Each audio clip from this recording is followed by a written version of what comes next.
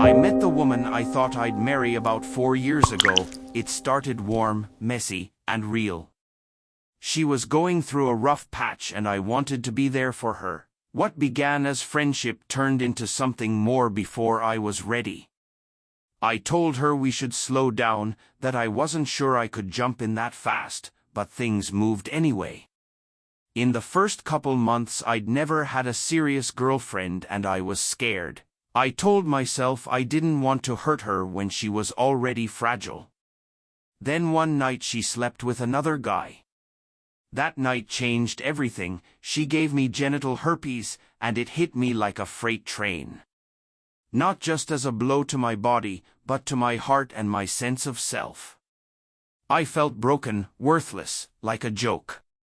She lied about it for months, acted sorry at first, then shifted all the blame onto me. For a year and a half it dug in and kept tearing at me.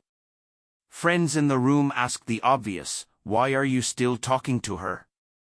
I didn't have a good answer. Part of me kept holding on to a hope I couldn't name. People in my ear, "What hope? You were together 2 months, she cheated the same night and gave you an STI." But I'd already poured myself in, 4 years living together, being a father figure to her 5-year-old, building a life in a trailer. That's what made it so hard to walk. Every time things looked up, she'd reach out to another man, and everything would crumble again. It felt like pouring salt into a wound. I'd open it up hoping for healing and she'd grind salt in deeper. I kept telling myself she'd change, that she'd stop hurting me. But you can't change someone who doesn't want to be changed. She'd say she cheated because I wasn't there for her. I was working, exhausted, doing my best, and she used that as an excuse. That logic doesn't fix betrayal.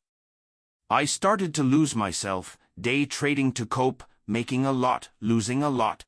I made $100,000, then lost $60,000, and she used that failure as another reason to punish me.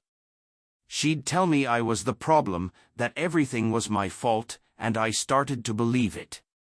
I felt dead inside, numb when things should have felt good.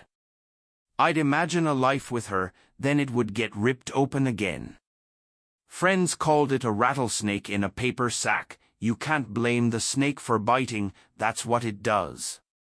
But I kept putting my hand in the sack and getting bitten. The tougher truth, I didn't want to be helped. I listened, I heard the advice, "You're worth more, you can find someone who loves you even with herpes, you must get out," but I stayed stuck. Fear of being alone, fear of starting over, fear of losing the family life I'd built with her little girl, all that kept me frozen. I let my self-respect slip away while she kept taking and taking. The worst part was realizing I gave her my sanity, my strength, and she used it like it belonged to her. I kept asking myself why I didn't leave. I didn't have a clean answer. It was habit, hope, fear, responsibility, and the pain of admitting I'd been wrong about the person I thought I loved. People told me to get out of the ring, stop taking punches even if you don't know why they come, because survival comes first. There's no healing while you're still being hit. The day I finally considered walking away, I knew I had to decide, stay and keep getting hurt, or step out and start picking up the pieces. I'm still scared, still worried about being alone and about the money and responsibility, but I also know this: staying in a fight you can't win only makes you smaller. When you're ready to stop getting bit, reach out. Get help. Tell someone you trust, make a plan, and take one small step. I'll say this plainly: you are worth more than this pain.